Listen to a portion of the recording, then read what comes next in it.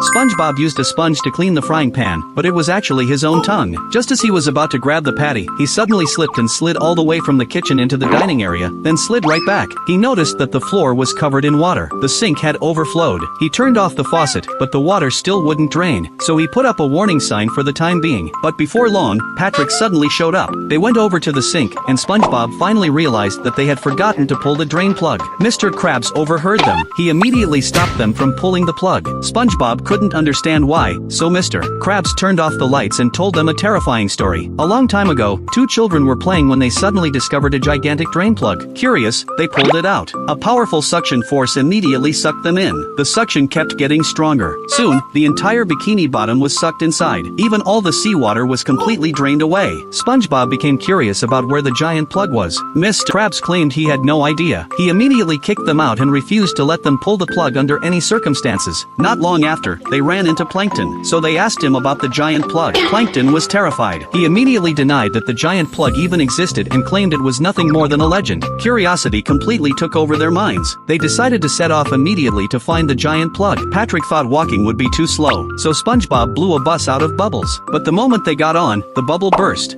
SpongeBob came up with another idea. This time, he blew a bunch of bubbles and used them to lift Patrick's rock house into the air. But before long, a group of clams popped all the bubbles. The rock house came crashing down and happened to land right on poor Squidward. Patrick came up with another plan. He grabbed the rope with his teeth and started pulling the house like a horse. They continued on their way. Suddenly, Patrick crashed into something. It turned out to be the legendary giant plug. Just as Patrick was about to pull it out, Mr. Krabs and Plankton suddenly came running after them. It turned out they were the two children who had pulled the plug out all those years ago. That's why they had been trying so hard to stop SpongeBob and Patrick. But while they were explaining everything, Patrick had already pulled the plug out.